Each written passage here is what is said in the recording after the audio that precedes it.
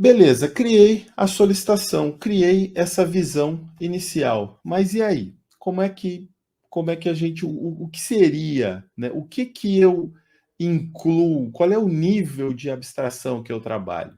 Um nível que eu acho interessante seria o fluxo principal, né? Então, se você conseguir visualizar de ponta a ponta o fluxo principal, porque o fluxo principal ele vai te dar os dados de entrada, pontos marcantes ali, o famoso caso feliz, né, no meio que chamam atenção, que piscam, né, e o resultado que vai ser gerado.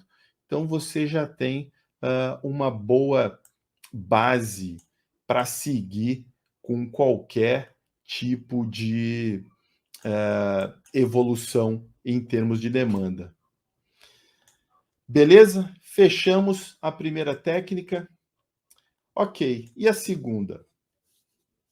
Então tá, fizemos a análise básica, montamos um fluxo principal e agora? Agora mudou o cenário. Você já assumiu que pode receber essa demanda.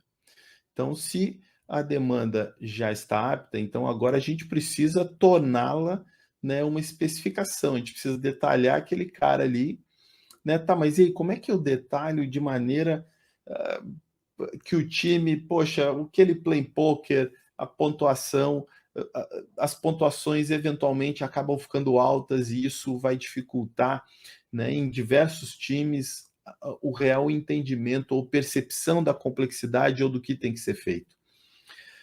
Dependendo do perfil dos desenvolvedores, a diferença de escopo e de alinhamento é muito grande em termos de visão. Um vê muito simples, o outro vê muito complexo, mas esse nem seria o problema. O problema é que, às vezes, eles vão pensar em arquiteturas diferentes, e isso é um problema, porque, em termos de corporação, a gente precisa ter uma arquitetura uniforme. Se um time está trabalhando, é importante que o time construa numa mesma direção, principalmente considerando hoje que as arquiteturas desenvolvidas são emergentes, a gente não pensa em tudo no marco zero. A gente tem uma casca, tem uma estrutura, uma série de princípios que a gente vai seguir e implementar as funcionalidades, né, ou as características, né, módulos e frameworks conforme as demandas, as solicitações vão demandando, né, os frameworks vão nascendo. E se cada um pensar de um jeito, cada um pensa no nível de padrão, o outro pensa em nível arquitetural, o outro só algorítmica, então aí complicou. Tá, mas e aí, como é que a gente faz para resolver esse problema?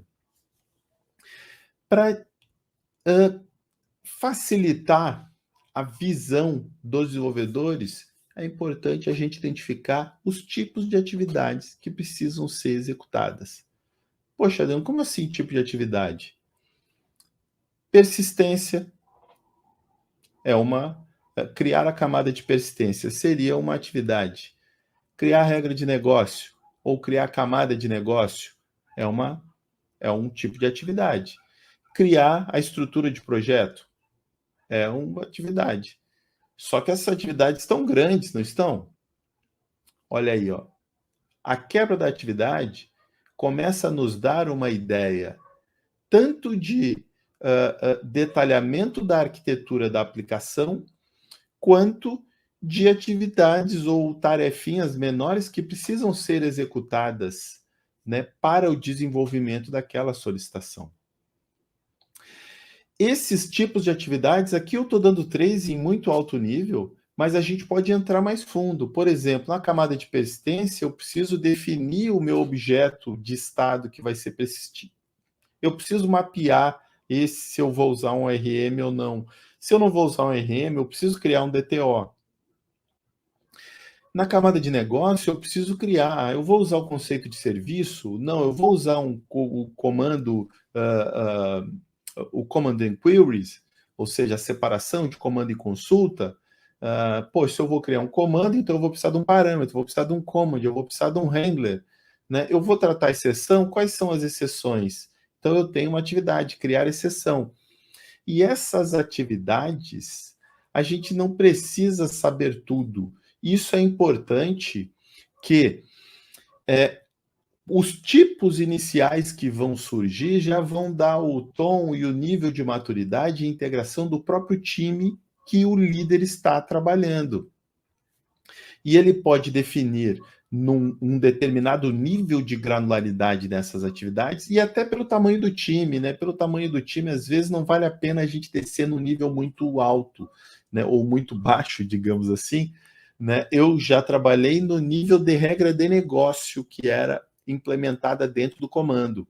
Ou seja, eu criava o arquivo, criava o teste, criava a regra e o código já subia coberto. Mas era um time grande.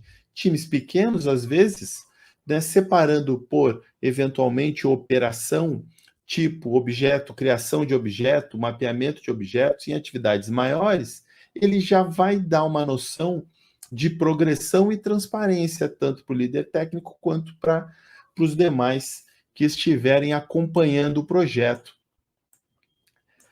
Vai ser muito melhor do que pura e simplesmente estar ali, tem uma história, implementar o cadastro de usuários, criar camada de negócio, criar camada de persistência, e aí essas duas atividades ficarem rodando durante 2 semanas, 1 semana, 3 semanas, enfim. Não sei qual é o tamanho do ciclo de desenvolvimento que você utiliza.